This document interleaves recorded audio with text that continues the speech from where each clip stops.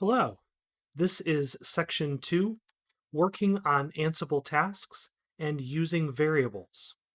In this section, we will look at installing, configuring, and running software, introduction to YAML, using variables in tasks, Ansible facts, creating inventory groups, and applying variables to groups. Installing, configuring, and running software. In this video, we will look at tasks, idempotence and configuration management, and the package, copy, and service modules. In the last section, we saw that a playbook is how we tell Ansible what automation to perform. A playbook contains a list of plays. Each play applies to a host or a group of hosts from the inventory. Each play contains a list of tasks, where each task is some piece of configuration that we want Ansible to perform. It describes some state that we want our host or our group of hosts to be in. Ansible is different from a scripting language. In a scripting language, we use commands to tell the scripting language what to do. In the case of Ansible, we use tasks to tell Ansible what we want done, what state we want. Now that seems like a minor difference, but it's important because it means that Ansible has idempotence. Each Ansible task first checks the current state, then it applies a change only if necessary, and then it reports results. What's good about that approach is that it makes it safe to apply your Ansible configuration multiple times. You can start with your systems in any state, you can run Ansible, and Ansible will change only what's necessary to get to the desired state. This is important for reliability. Think of a simple example of a service that's configured by a configuration file. If we change the configuration file, we want to restart the service to pick up the changes. But if we don't need to change the configuration file, we want the service to stay running. We don't want to have any downtime. This kind of thing is possible in a scripting language, but it's more difficult, and Ansible makes it easy.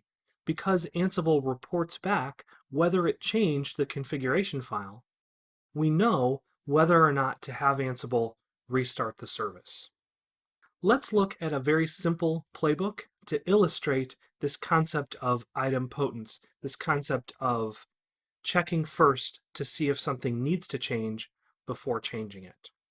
Here we have a basic playbook that's designed to run against localhost. In the first task, we are going to create a file in /temp. As part of creating that file, we will set the file mode to 0644. In the very next task, we will try to set that same file mode, but because we set it back to exactly the same value, Ansible will report no change, and it won't actually do anything to the file. In the next task, we use a different value for the file mode, and so of course that will result in a change. The last two tasks, we see the same idea applied to deleting the file. The first time we try to delete it, because it's there, Ansible will report a change. But when we try to delete the file again, because it's missing, Ansible will report no change. Let's go ahead and run this, and we'll see that for ourselves. We're going to run the Ansible playbook command. And in this case, I'm just running against localhost. And again, that comma at the end just tells Ansible that this is a list of hosts. Last, I provide the playbook file. You'll notice that there are 5 tasks that run. The first one creates the file. The second one sets the same file mode back again, but Ansible doesn't actually do anything. It just reports OK in green. It doesn't say changed. Changing to a different file mode reports a change. Deleting the file reports a change. But if we try to delete a file that's not there, then again it reports no change. And at the bottom, we can see the total number of tasks that Ansible ran. We count that gathering facts one at the beginning, but we can see that only 3 of them changed. Now when we write our playbooks for more permanent system configuration, in this case we're creating and then deleting files, so every time we run the results would be the same. But when we write our playbooks for more permanent cases, like installing and configuring and running software, then once we've successfully run Ansible once, it's safe to run it again and again and again, and we know that unless it's necessary, Ansible will report no change.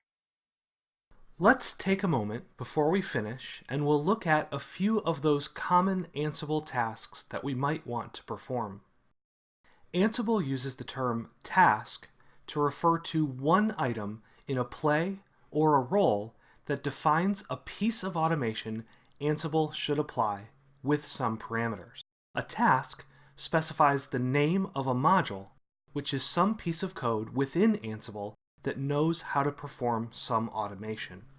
So in this case, in the upper left, we have the package module that makes up the module that's run in this task. And then name and state underneath that package are the parameters. On the bottom, you see the copy module. The copy module, its job is to take a source file and copy it to the target, setting the owner, the group, and the mode. And again, copy is the name of the module, and then source and dest and owner and group and mode, those are all our parameters. But again, it's important to remember that copy doesn't mean just take the local contents of that file and just blindly copy over. Ansible is first going to check the file to see if anything needs to change. If nothing needs to change, it won't do anything and it will report no change. The third one in the upper right is the service module. This starts and in this case enables a service so that it automatically restarts on reboot. Now what's important about all of these, and these are perhaps the three most common or the three that make sense to learn first, is that Ansible is going to use the underlying capability of the operating system you're running on. So package will use yum if you're on a CentOS or RHEL system. It will use deb or apt if you're on a Debian or Ubuntu system.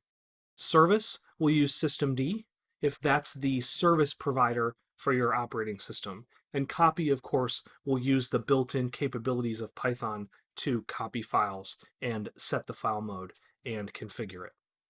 So Ansible is not replacing the package monitoring, the service monitoring, the installation, configuration, copying of files, all of those capabilities of your current operating system. Ansible doesn't replace those, it just provides an idempotent way to access those capabilities and use them to reliably configure systems. That completes our introduction to Ansible tasks.